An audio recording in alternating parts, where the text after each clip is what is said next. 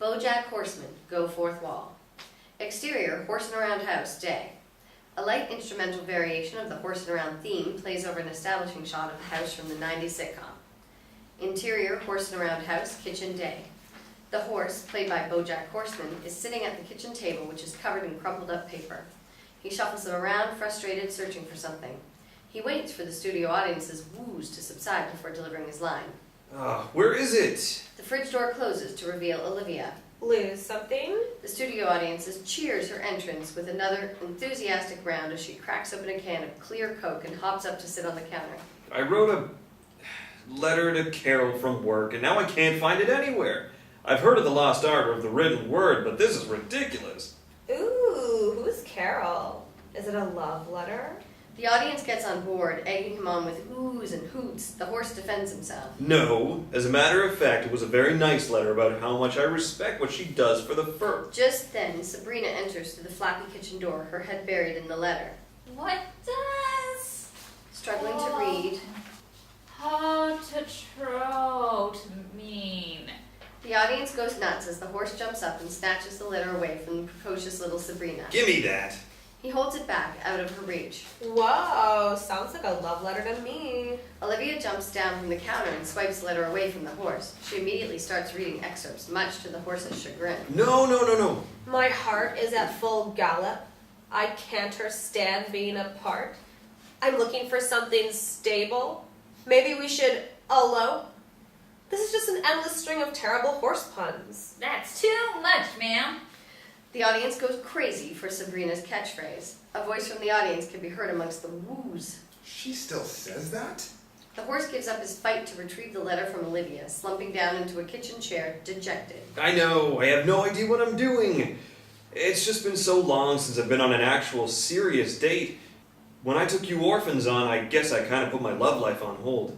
I'm hopeless. The audience showers the horse with a sympathetic awe as Olivia and Sabrina kneel down at his side. Aw, don't worry. We can help the horse out. You just need to set aside the puns and defenses and write what's in your heart. In my heart? I don't know, maybe it's too late for me. Maybe it's time you just put me out to pasture. Come on, you're not even close to pasture prime. The studio audience erupts in laughter as the words echo in the horse's ear. Pasture prime. Pasture prime. Dissolve 2, exterior desert highway, day. BOJACK HORSEMAN stands at the edge of a canyon where we left off at the end of season 3. The herd of wild horses has moved on, and now just the tail of a settling dust cloud can be seen. He takes a pause, breathing in the fresh desert air, a new lease on life. For the first time in who knows how long, he knows what he needs to do. Determined, he turns to head back to his car, only to find it's engulfed in flames. Crap. End of teaser. Title sequence. Act 1. Exterior, desert highway, day. The sun is beating down hard on BOJACK as he shuffles down the side of the road. Sweaty, his clothes in tatters, he drops to his knees, exhausted. Turning back, he sees he's only 50 feet or so from where the burnt-out shell of his car is still smoldering. Son of a bitch. Just then he hears the sound of an approaching vehicle. A van crests the horizon. BOJACK jumps up, waving his arms wildly to flag it down. As the van passes, we see that it belongs to a family of armadillos. They see BOJACK, dirty, sweaty, whinnying, flailing his arms at them. Scared, they all roll up into their own armor shells and drive by without stopping. No! Come back! I'm famous! He runs after them for a few yards before collapsing again to the road. BOJACK rolls over onto his back, staring at the clear blue sky, the hot sun unrelenting, baking down on him. He tries to shade it with his hands, but he's starting to fade. Come back! Come back! His eyes close and he passes out, cut to black. Exterior desert highway moments later. 3 turkey vultures circle above BOJACK, who is still passed out on the side of the road. Eventually they land and start to move in closer, surrounding him.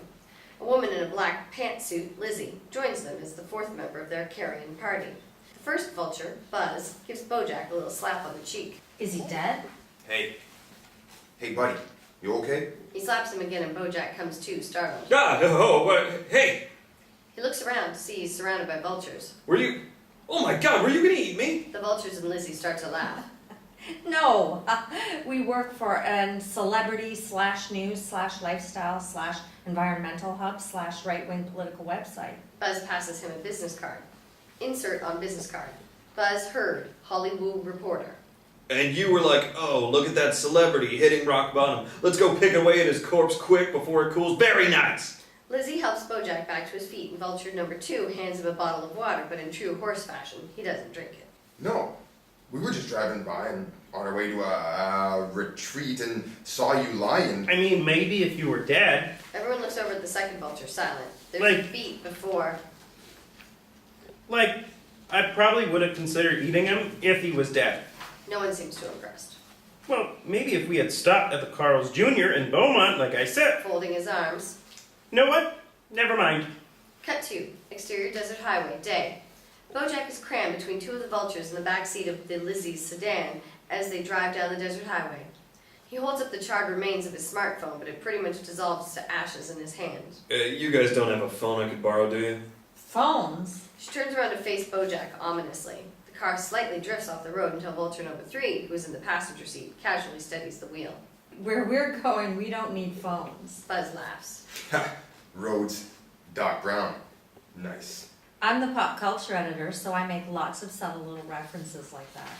BOJACK rolls his eyes. Yeah, that's terrific. No, but for real. They don't allow phones at this place. Is Kevin gonna be there? You better be. Oh, here's the turn. The car turns off the highway onto a dirt road, travels down the dusty one-lane road until finally, around one last bend, it's revealed. A beautiful luxury resort sparkles like an oasis in the distance. This is the same resort where they shot fat girls. With Monique?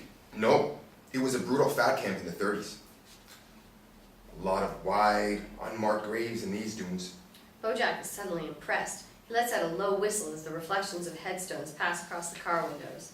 Exterior Wellness Retreat compound, day. As soon as the car has cleared the front gates of the walled-in desert compound, a couple of unnecessarily well-armed guards chain it shut and lock it. Of course, no one in the car notices this. Dissolved to interior horsing around house, kitchen, day. Close on a phone. The horse is on the kitchen phone, which has a comically long cord connecting it to the wall.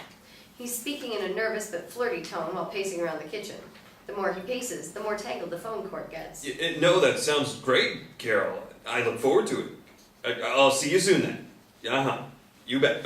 Okay, bye. He hangs up with a Michael Jackson-like spin dance move, wrapping himself up in the phone cord even more, much to the delight of the studio audience. Yes. Olivia enters just in time to witness his celebration.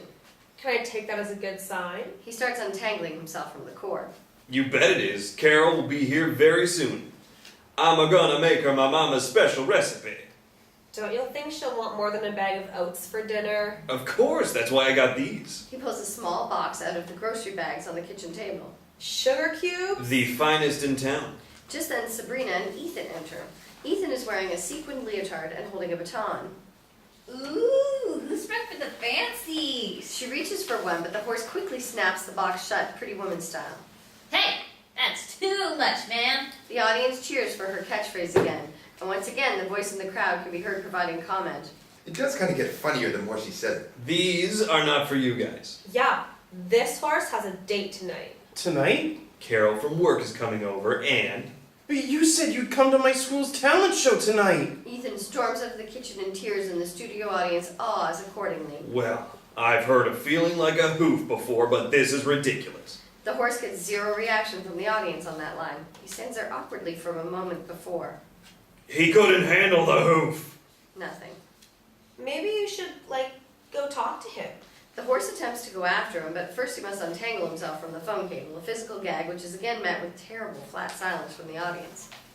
The phone cable, which is also wrapped several times around the kitchen furniture, still has a slight grip on his ankle, and as he finally pulls clear, it tugs, tipping one of the chairs over. That's when the horse notices something strange. Sabrina sets the chair up with its back to the audience. Wait, what are you doing? Just cleaning up another one of your messes. What does it look like? Why did you put the chair there? No one sits on that side of the table. Why not? He knows it's not right, but is at a loss for an explanation. That's just how it is. You should go talk to Ethan. He's really been practicing hard for that talent show. The horse gives his head a shake. Right, yeah. He exits through the flappy door to the living room. Match cut 2. Interior Wellness Retreat Compound Lobby, day. BOJACK enters the grand lobby of the luxury hotel spa. Soft music plays as the dozen or so guests in terry cloth robes, humans, lizards, koalas, and laid-back animals of all kinds, mill about the marble columns and soothing fountains in a blissful haze, glasses of champagne in their hands, smiles on their faces.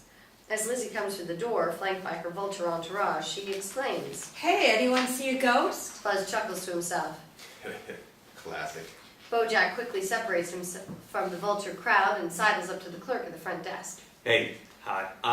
I'm not part of the thing. I really just need to borrow a phone. Oh, I'm sorry. We don't allow phones here, but you don't have to be a member to sign up for any of our services. Can I? No, He glances over and notices a well-stocked flowing champagne tower. Is that champagne? Title over black reads 5 minutes later. Interior Wellness Retreat Compound Lobby Day. BOJACK, wearing nothing but an open robe and his underwear, a wasted sloth who can barely open his eyes, and Buzz are all lying in one of the fountains, surrounded by empty champagne flutes and bottles. We should get mud wraps. BOJACK and Buzz clink glasses. Interior Wellness Retreat Compound Mudroom Day. BOJACK and Buzz are lying on the soft massage tables encased in mud. They're still drinking. Hey, do you guys do that Dr. Fishfoot thing here? Oh, we should do that. BOJACK and Buzz clink glasses. Cut 2. Interior Wellness Retreat Compound Fish Room Day. BOJACK and Buzz are getting foot massages from 2 female fish dressed as doctors. Why do you look so familiar to me? Back in the 90s, I was on a very famous... Wait. You're the guy from the desert. One of the doctor fish pulls some dead skin off BOJACK's foot and casually eats it like she's picking away at the Thanksgiving turkey carcass. Oh God, she ate it. Did you see that? Disgusting! The 2 doctor fish just roll their eyes over his reaction. Oh man, I love this place. BOJACK and Buzz clink glasses again. Interior Wellness Retreat Compound Steam Room Day. BOJACK and Buzz are all but passed out in the steam room, cucumber slices over their eyes. A few other guests are in there with them sitting calmly, enjoying the warm, peaceful atmosphere. And I, like most people, thought Blanche was the horniest golden girl, but I mean, the numbers don't lie, gentlemen, regardless. It didn't work out, nothing ever does. Why do you think that is? He takes a deep breath. I don't know, maybe I just needed to be more present. He almost passes out, head nodding with a dry heave. See, that's exactly what I'm talking about. The teachers of Kevin. That's what he's all about, breaking down those walls. BOJACK slowly starts to drift off, eventually passing out. Kevin is my everything. I wonder if he'll reveal the voices to us this time. Bong! He's cut off abruptly by the sound of a gong resonating throughout the compound. Immediately, everyone in the sauna, almost robotic, abruptly bolts up and exits, except for BOJACK, of course, who remains passed out. Steam rises off the hot rocks. Fade out. End of Act 1. Act 2. Interior, horsing around house, Ethan's bedroom. Ethan is sitting on the bed, face in his hands. He's changed out of his leotard, which is thrown on the floor next to his baton. The door creeps open just enough for the horse to stick his head in. Hey, buddy. I don't want to talk right now. The horse enters and sits on the edge of his bed, giving Ethan enough space to not feel encroached on. There's a moment before... How come I've never noticed these posters before? Referring to a series of posters featuring a champion baton-twirling fish named Norma Jean Minnow on what would normally be the 4th wall of Ethan's bedroom. I don't know. God, it's hot in here. Are you hot? Ethan just shrugs. Hey, I'm sorry I forgot about your talent show. I know you've been practicing your little wrists off up here. Ethan shifts away, turning his back towards the horse, still hurting. Whatever. There's another short moment before...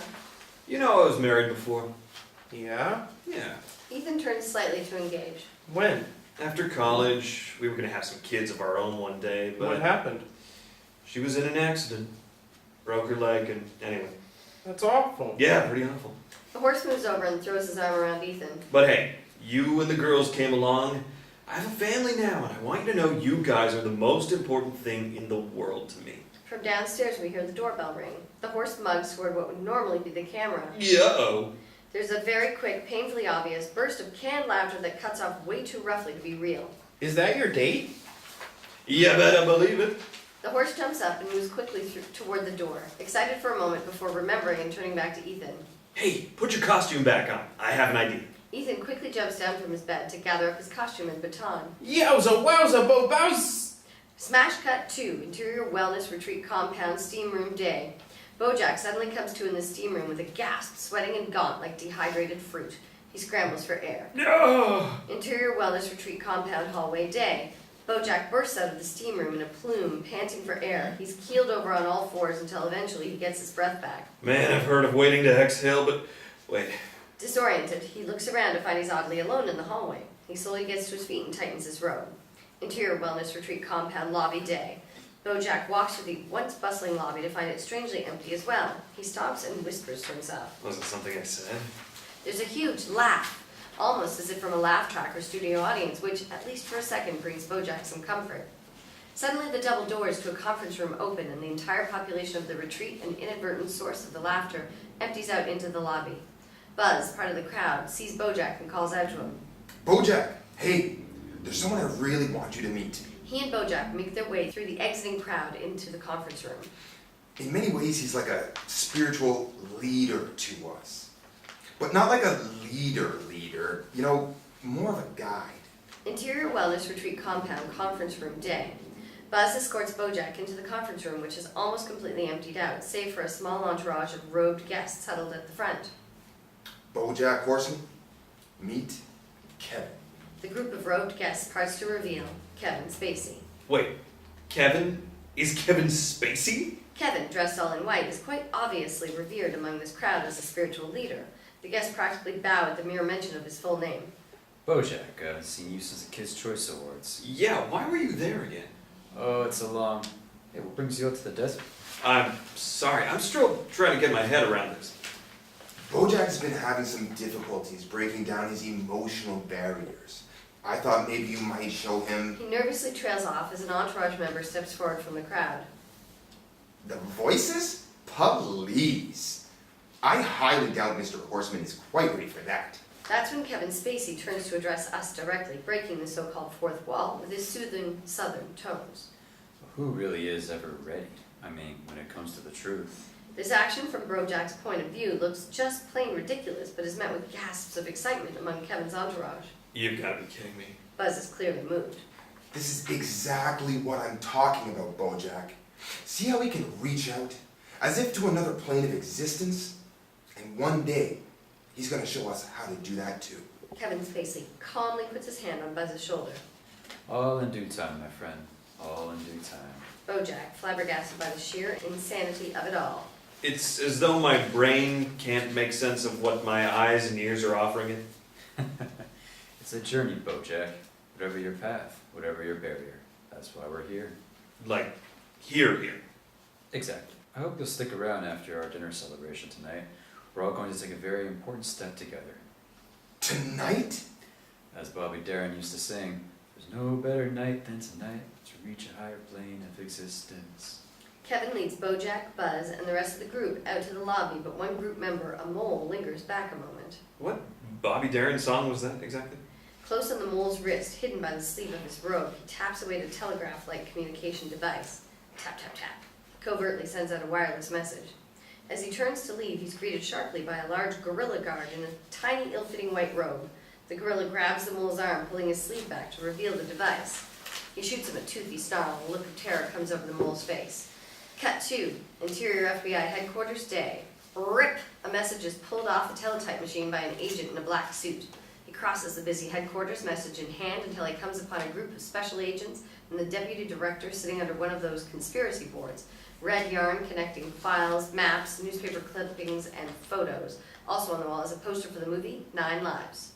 Sir, a message from our guy on the inside. It cut off rather abruptly. What's it say? Tonight's the night. That's it. Could mean anything. Yeah, it's probably nothing.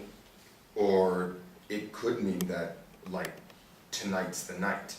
The deputy director takes a ridiculously hard 180 on the impact of the message. Good Lord, we better mobilize. You heard him. Let's move out. The special agents quickly get to it as the agent takes an extra moment to take in the complexity of the conspiracy board. Close on the conspiracy board, in the middle of which is a picture of Kevin Spacey. Not an FBI-style long-lens spy photo, but just a glossy 8x10 headshot with his name across the bottom. Down in the corner, however, there is a long-lens spy photo, this one of BOJACK in his tattered rags, being led into the resort by the vultures, and across it is written, "Unknown horse hostage?" May God have mercy on us all. End of Act 2. Act 3. Exterior, Wellness Retreat Compound Day. Establishing shot of the compound. Armed guards patrol along the walls as the hot sun beats down. One of the guards, an ant, lights a cigarette with a magnifying glass. Interior Wellness Retreat Compound Hallway Day. The gorilla guard exits a hall closet looking both ways to make sure the coast is clear, but just as the door closes, we get a quick view of the mole's dead body slumped on the floor, a small trail of blood across the tile. The gorilla continues on his way as BOJACK and Kevin Spacey walk and talk past, making their way down the hallway. I heard about Sarah Lynn. I know what it's like to feel responsible. Yeah, it's not even... You know, I got to a point where everywhere I turned, everyone was telling me the same thing, that I have to break down my walls, I have to let more people in, and I've spent my entire adult life trying to accommodate this notion that I'd be happier, healthier, surrounded by friends and loved ones. Even in my darkest times, I thought, well, at least I'm not alone. Imagine how bad it would have been had I not opened my home to Todd or turned my professional relationships into personal relationships, or if I didn't do Ethan's stupid Ethan Around show. It's horsing around all over again. Well, yeah, except in this show, Ethan has grown up with 3... No, I mean your life, BoJack. The horse I'm horsing around. After he lost his wife in that terrible parasailing accident, his fear of being alone consumed him. That's why he took in the orphans. He surrounded himself with family, thinking it would heal him, but nothing was going to heal him. It doesn't work that way because why? Because life isn't 22 minutes long with 3 commercial breaks and a snappy musical intro. You can't just share a look and laugh and roll the credits. You can't just retire to your dressing room. In your case, take off your wig, throw a fruit basket against the wall, and turn to something else. I didn't wear a wig. Of course you didn't. I never really watched the show. Really? Because you seem to know a lot about it. My point is, you don't feel like you because you've never been yourself be you. BOJACK and Kevin Spacey stop to look out a window at the desert expanse, the red setting sun burning low in the sky. When Sarah Lynn died, I thought I was a poison. I blame myself for everything that happened to the people close to me, but you're right, I'm not the poison. There's nothing wrong with me. I know that, BoJack. It's everyone else. They're the problem, they're poisoning me. Kevin notices something on the horizon, a dust cloud blooming down the road. He squints to see the approaching horde of FBI vehicles descending on their compound. Was them all along. And maybe I'm not me, maybe I've never been me, the real me. BOJACK starts to get excited by the notion, almost hopeful. I thought I needed to be away, but really I needed to be alone. Truly alone, and that's something I've never allowed myself to be. Yeah, that's a great idea, BoJack. You should try being... Kevin Spacey starts to shuffle BOJACK away from the window so he doesn't see the FBI convoy. He guides, pushes him through the nearest doorway, which in this case leads to a float room. Interior Wellness Retreat Compound, float room, day. The float room is dark and calming. One single attendant, a crab, tends to 2 sensory deprivation tanks. Kevin and BOJACK awkwardly burst into the room. You should try being alone for a while. Here, get in here. Kevin forces BOJACK into one of the tanks with some urgency. Oh yeah, I've always wanted to try. Put these on. He hands him a blindfold and some earplugs. I think you'll find new peace and perhaps understanding in a little isolation. You might be right. BOJACK starts to get into the tank but stops, raising Kevin Spacey's panic level almost high enough to register. Hey, Kevin, when I first saw you out here, I thought, what's going on? How could these rubes possibly think this one-time American Comedy Award nominee holds the key to any kind of enlightenment? But you really helped me. Thank you. Hey, that's too much, man. He shuts BOJACK's tank tight with a click and breathes a quick sigh of relief before turning to address us directly once again. Little does he know I'm saving them more than his soul today. I'm saving his life. The attendant crab squeals with excitement. Oh my god! He did the voices thing! Kevin Spacey calmly turns toward the crab, pulls out a silenced pistol and pops 2 bullets through its forehead. The crab drops, dead. He then scrambles over to an intercom system on the wall and presses the call button. It brings out a calming bing bong before he speaks. My brothers and sisters, Interior Wellness Retreat Compound, lobby, dusk. All the guests in the lobby of the compound stop in their tracks and at the sound of Kevin's voice over the intercom. we've been down a beautiful path together, but now those suppressives that seek to slow our entry to the next plane are ascending upon us. And the time has come to accelerate our plan. Interior Wellness Retreat Compound, BOJACK's tank, continuous. BOJACK floats quietly in the sensory deprivation tank. Interior Wellness Retreat Compound, yoga studio, dusk. Many guests, including Buzz and Lizzie, were in the middle of yoga class when the announcement came over the speaker. They're all listening intently, carefully holding their poses. I've shown you everything I can show you. Told you everything I can tell you. Taught you everything I can teach you. A flamingo who was caught standing on one leg loses her balance and falls over. Interior Wellness Retreat Compound, BOJACK's tank, continuous. BOJACK continues to float in the sensory deprivation tank. Awake and unaware, he makes some board clicking and popping sounds with his mouth. Exterior Wellness Retreat Compound, night. The FBI convoy rolls up to the wall of the compound, skidding into their strategic positions. The troops and agents jump out and take cover behind their vehicles. The armed guards along the wall scramble into position too. Tension is high as both sides hold steady, sweat rolling down their brows. The deputy director talks through a megaphone, addressing the cult. This is the FBI. Please exit the compound in a calm and orderly fashion. Obviously, we would prefer a peaceful resolution here, but my guys out here, trust me when I tell you, they're killers. Really, really mean SOBs. He turns to the special agent next to him, Agent Stevens, still speaking through the megaphone.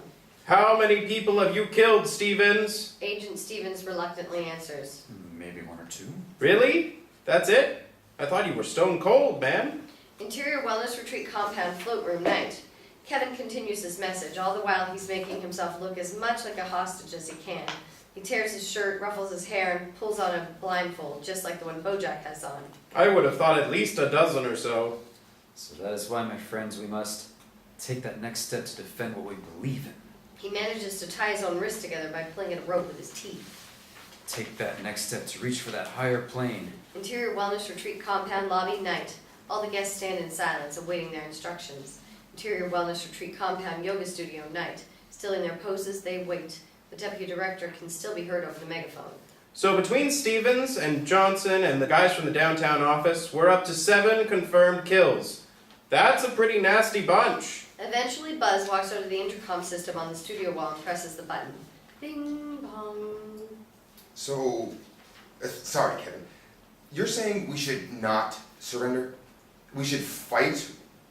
Or should we, all just kill ourselves like we planned? Interior Wellness Retreat Compound Lobby, night. All the guests are still in silence on the edge of their seats waiting for his answer. Interior Wellness Retreat Compound Float Room, night. Kevin Spacey gives it almost no thought. Sure, why not?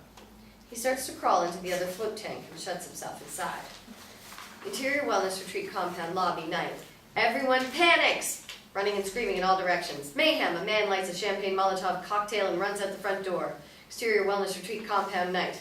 The man emerges through the front door and hurls the Molotov cocktail over the wall at the FBI agents. I myself have never taken a life. I'm a family man. I went to Duke. Once worked as a travel agent. A black FBI SUV explodes in a fireball and everyone opens fire at once. Chaos! I was a riverboat captain for a spell. Interior Wellness Retreat Compound, BOJACK's tank, continuous. BOJACK floats in silence, blissfully unaware of what's happening around him. Suddenly the sound of applause fades in, growing louder and louder.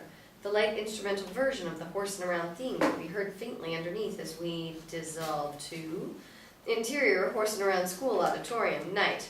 The audience applauds for a middle school dance troupe as they bow and leave the stage. The horse and Carol, a beautiful human woman with a sharp 90s style, are seated in the middle of the crowd, flanked on either side by Olivia and Sabrina. I'll be honest, I've never been taken on a date to a middle school talent show before. The studio audience laughs. Well, if you want to date me, it means dating my family too. That's the dealio, right, girls? You better believe it.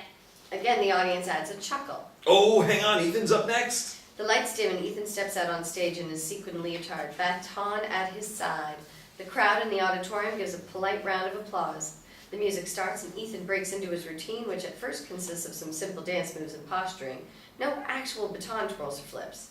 The horse and Carol share a proud smile of anticipation. Ethan finally gets to the point in his routine where he's going to give his baton a twirl, but the second he attempts it, it falls to the ground. The studio audience groans of disappointment. Oh, that's okay. Ethan picks up his baton and continues on, but the very next flip is a fail too and the baton rattles to the ground. Again he picks it up, tries a twirl and immediately loses control. It's quite clear at this point that Ethan is just plain terrible at baton twirling and essentially embarrassing himself up there. Cut 2, Interior Wellness Retreat Compound, Lobby, night. Mass suicide has overtaken the population of the Wellness Retreat. Bodies lie all over the lobby as the sound of gunshots ring out in the distance. Guests are swallowing pills by the handful, hanging themselves with anything they can get a hold of. When I was 7, I broke my leg at a water park. Still can't eat ice cream without bursting into tears. Cut 2, Interior Horsing Around School Auditorium, night. Ethan is still struggling. He tries to pick up his baton and ends up just kicking it across the stage. The studio audience is growing restless and starting to boo and holler. The horse is sweating, anxious. He can't bear to watch another second. He stands and addresses the ornery crowd. Hey, what's wrong with you people? Hey! It's dark and he can hardly see anything. Disoriented, he pushes toward the stage where Ethan stands in a spotlight, knocking folding chairs over as he goes. Crawls up on stage and stands next to Ethan, putting his arm around him. This young man gave it his all out here, and he doesn't need your approval to do that. He doesn't need your groans or your applause. He doesn't need your laughter. He doesn't need anything. Man, these lights are hot. He doesn't need you, Carol. Carol is confused but also quite offended by the notion. He doesn't need you, Sabrina, or you, Olivia. He doesn't need Ethan or Diane. He definitely doesn't need Mr. Peanut. Anyone. He doesn't need anyone. The lights come up in the auditorium and it's completely empty. The horse is alone. On stage, no Carol, no Olivia, no Sabrina, no Ethan. Just the horse and the distant hollow sound of gunshots. Cut 2, interior wellness retreat compound, float room night. BOJACK's sensory deprivation tank is in the middle of a room which is engulfed in flames. Interior wellness retreat compound lobby night. FBI agents crash in through the windows, battling through the smoke of several small fires. Over here! Over here! Move! Interior wellness retreat compound yoga studio night. Lizzie and Buzz are preparing to hang themselves. Hey, look at me. I'm David Foster. Do you mean David Foster Wallace? I'm such a fraud. Just then, FBI agents swarm the room, stopping them from killing themselves. Dissolve 2, exterior wellness retreat compound night. Benjamin Clementine's Gone plays over the final silent scenes of the raid's aftermath. The FBI have taken control of the compound, which smolders in the background. Dozens of guests, including Buzz and Lizzie, are sitting on the backs of ambulances, wrapped up in trauma blankets under the care of paramedics. The FBI has literally smashed an armored truck through the exterior wall of the compound during the melee. A reporter is on the scene giving his account to a small news crew. Cut 2, interior Mr. Peanut Butter's house. Night. Diane and Mr. Peanut Butter are eating pizza on their couch, cuddled up, watching the news report from the wellness retreat, riveted, worried. Interior Princess Caroline's condo. Night. Ralph Stilton is sitting on Princess Caroline's couch, casually keeping an eye on the same news report as Princess Caroline, pieces in the background, talking into 2 cell phones at once. Interior BOJACK's house. Night. Todd and Emily are eating toaster strudels on BOJACK's couch, laughing together as the news report plays, though they seem less interested in it than each other. Emily breaks a piece of strudel off and tries to throw it in Todd's mouth. She misses and they laugh. Interior, horsing around school auditorium, day. The horse still stands in darkness. Slowly the auditorium starts to burn. He walks off the stage and through the audience. Every member of the audience is a cardboard cutout of someone we recognize from past episodes. Princess Caroline, Diane, Todd, Sarah Lynn, Lenny Turtletaub, Herb Kazaz, J.D. Salinger, etc. Slowly, they start to burn up around him as the horse quietly makes his way to the auditorium's door. Horsing Around is filmed before a live studio audience. The horse reaches the double doors, but they won't open. He pushes on them, pushes and pushes, bangs and hammers on them with his fist, but they won't budge. He falls to his knees, banging listlessly against the door. And then suddenly, they open. The horse looks up to see. Match cut 2, interior wellness retreat compound float room night. A fireman opens BOJACK's sensory deprivation tank. BOJACK just looks up at him confused as the fireman pulls up and slings BOJACK over his shoulder. Exterior wellness retreat compound night. The fireman carries BOJACK out the front doors of the smoky compound, followed closely by another fireman who is hauling Kevin Spacey in a similar fashion. They lay BOJACK and Kevin Spacey on the ground as the support workers surround them. Interior Mr. Peanut Butter's house. Night.